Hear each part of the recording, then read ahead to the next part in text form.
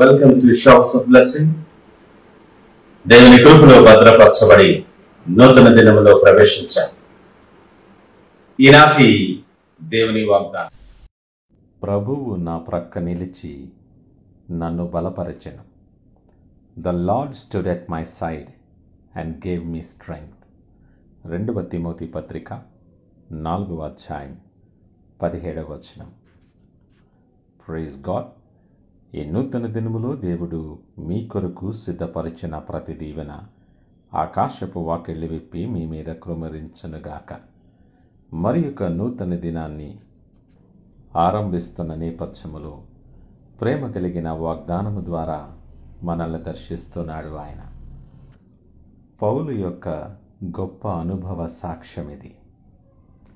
మన జీవితంలో కూడా చాలాసార్లు శ్రమలో నుండి, శోధనలో నుండి, కష్టం మీద బయటపడి మనము లేచినప్పుడు ఎంతో సంతోషిస్తాం.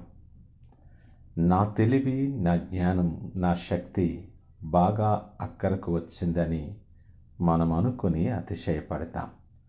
లేదా ఎవరైనా సహాయం చేస్తే దేవుడిలా వచ్చి కాపాడాడు అనుకుంటాం. వారి పట్ల కృతజ్ఞత కలిగి ఉంటాం. అయితే అనేక సార్లు నీ శ్రమలు, నీ శోధనలు, నీవు ఒంటరివైనప్పుడు నిన్ను బయటికి రప్పించటానికి నీ ప్రక్కన ఉండి నీ కొరకు ప్రయాసపడిన యేసయ్యను మాత్రం గమనించం. నీ ప్రయాసలు, నీ ప్రయత్నములు, నీ పందెములు అనేక సార్లు నిన్ను గెలిపించటానికి ఎన్నోసార్లు ఓడిపోతాడు ఆయన. వాస్తవానికి నిన్ను బ్రతికించడానికి ఆయన చనిపోయాడు. మరి ఈ దినం నీ సాక్ష్యమేమిటో ఆలోచన చేసావా?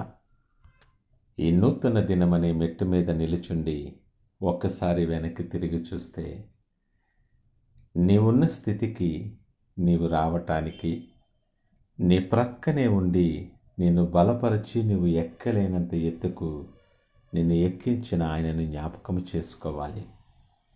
వాస్తవానికి ఈ దినం మనం కష్టపడి సంపాదించుకోలేము కూడా. అది మన వశంలో లేదు. ఆయన చేసిన ప్రతి గొప్ప కార్యాన్ని బట్టి కృతజ్ఞతలు తెలియచేయవలసిన వారమై ఉన్నాం. ఆయన దృష్టిలో నీవు నేను ఎంతో శ్రేష్టమైన వారు. ఆయన నిన్ను విడువడు, ఎడబాయడు. నీ ప్రతి పరిస్థితుల్లో కూడా నీ ప్రక్కనే ఉండి నిన్ను ధైర్యపరిచి, ఆదరించి, నిన్ను బలపరిచి ఆ పరిస్థితి నుండి నిన్ను తప్పించి దాటిస్తాడు.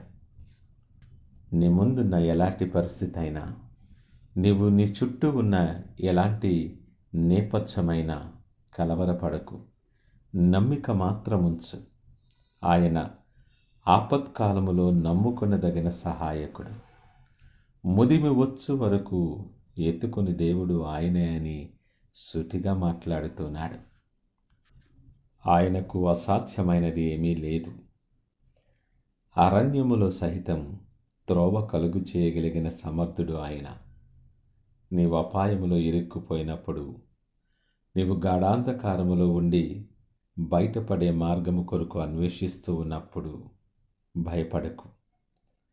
విడువని, ఎడబాయని నిత్యుడైన తండ్రి నీకు తోడుగా నీ ప్రక్కనే ఉండి నడిపిస్తాడు. అయితే నీవు నమ్మిక ఉంచటం ఆవశ్యకం. నమ్మిక మాత్రం ఉంచు. సడలని విశ్వాసముతో నీ జీవితములోనికి ఆయనను ఈ క్షణమే ఆహ్వానించు. ఆయన అడుగు పెట్టిన వెంటనే నీ పరిస్థితులు మారుతాయి. నీ పరిస్థితులు సరిచేసి నీకు మేలుకరమైన మార్గము తెలియచేసి నిన్ను నడిపించటానికి ఆయన సిద్ధముగా ఉన్నాడు. పౌలు మాట్లాడుతూ, నన్ను బలపరచువాని యందే నేను సమస్తమును చేయగలను అంటున్నాడు. దిగులెందుకు మరి? ఆయన నిన్ను బలపరచువాడు. నీవు ఒంటరి వాడవు కావు సుమా. ఆయన నిత్యము నీతో పాటు ఉన్నాడు. నిన్ను బలపరచటానికి, నిన్ను లేవనెత్తటానికి, నిన్ను నడిపించటానికి, నిన్ను దీవించటానికి నీ చెంతనే ఉన్నాడు ఆయన. అవిశ్వాసముతో కాదు, విశ్వాసముతో, ప్రేమతో ఆయనను ఆహ్వానించు. ఆయన దగ్గరకు వచ్చువారిని ఎంత మాత్రము త్రోసివేయని దేవుడు. ఈ దినములో ఆయన అనుగ్రహించే ప్రతి ఆశీర్వాదాన్ని స్వతంత్రించుకొనిలాగిన ప్రార్థనాపూర్వకముగా ఈ దినాన్ని ఆరంభిద్దామా?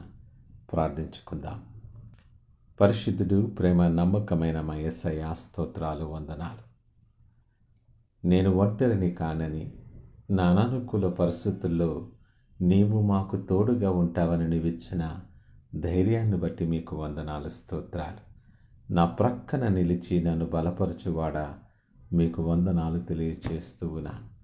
ఈ నూతన దినం మీరు తోడురాగా, నా అడుగులు తడబడక, నా పాదము తొట్టిల్లక, మీరు సిద్ధపరిచిన దీవెనకరమైన మార్గాలలో సాగిపోతూ నీకు సాక్షిగా ఉండటానికి సహాయం దయచేసి బలపరచమని యేసు పరిశుద్ధ నామమున స్తుతించి ప్రార్థించి వేడుకొనుచున్నాము తండ్రి. ఆమేన్. God bless you.